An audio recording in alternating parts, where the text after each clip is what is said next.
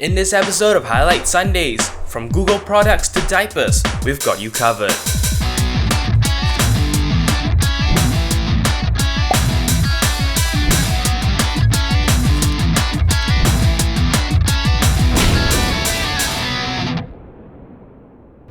Hello and welcome back to Highlight Sundays. It is the 28th week of 2013 and here are your highlights.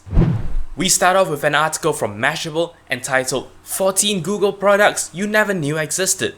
Now this is of course one of those gallery style articles. There are 14 different items that Google has made that might interest you. Now quite a lot of these items are actually data analysis type items, which I think will be interesting in very specific situations.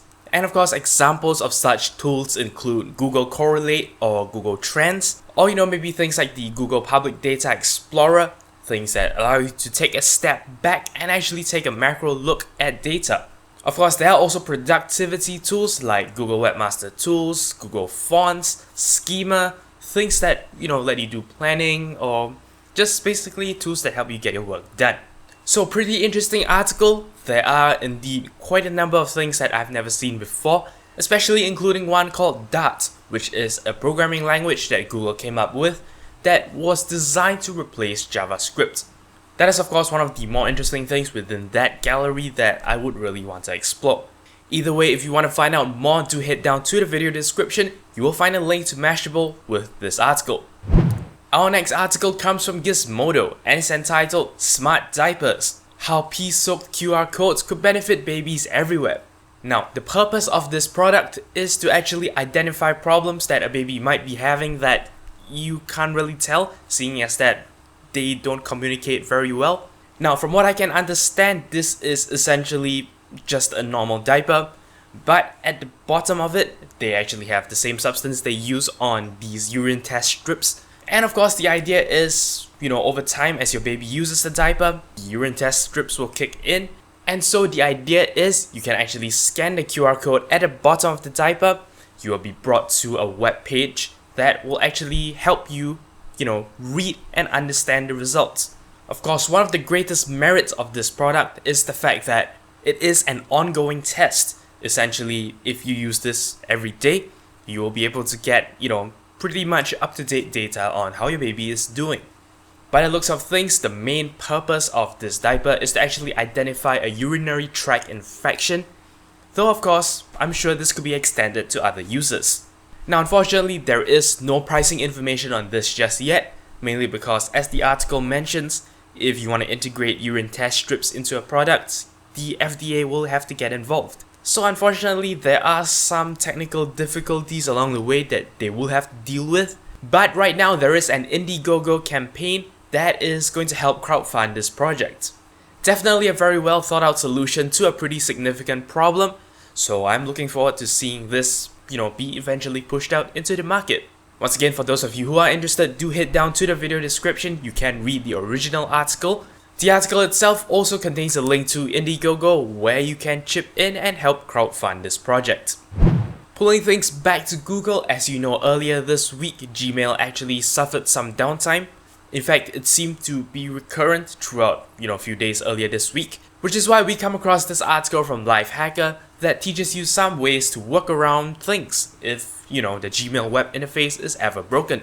As the article mentions, basically the premise behind this is the fact that most of the time, when Gmail breaks, it isn't everything breaking at the same time. And what this means, of course, is that if the backend servers are still available, you can actually try an alternative means of access. Now, I won't go into too much detail, seeing as that the article itself is meant to be, quite the authority on the subject.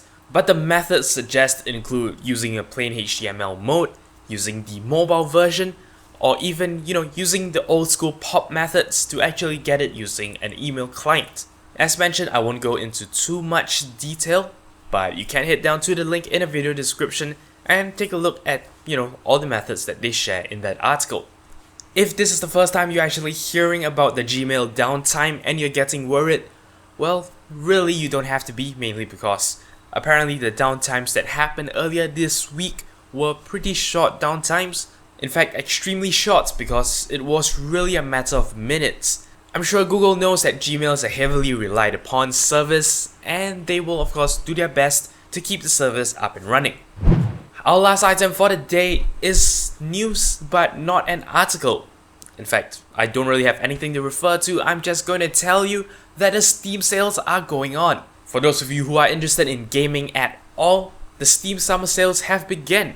The way Steam does things is there are some games that will be on sale throughout most of the duration of this summer sale period, but there are also some games that are discounted on a day-by-day basis. So yeah, you do have to keep checking back to see what games are available. Unfortunately, of course, it looks like Steam servers are having a little bit of problems handling this many requests at this point of time. Steam has been kinda wonky for me since yesterday when I was actually attempting to buy some games. And as of the time of filming this video, that is Saturday, I actually got a 503 error, meaning that the Steam front page wouldn't even load. Well, I guess that's what happens when you offer 75% off nearly a quarter of your catalog. But yeah, for those of you who are interested, do keep an eye out. I don't know, you may find a game you like. And that's it, that's all there is for this episode of Highlight Sundays. Just a very quick heads up, this week we're doing things slightly differently.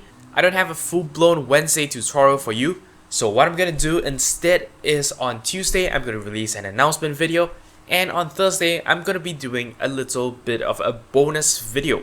You know my style, when I don't have one video of full content, I will do 2 videos of half content. It's always in the math, if it makes sense then it works. But that wraps it up for this episode of Highlight Sundays. If you have any comments, queries or suggestions, feel free to leave a comment in the comment section below. Do check out the official Twitter for this channel at twitter.com/0612tv. As always, I appreciate every like, favorite and subscription you give me. But until next time, you are watching 0612TV.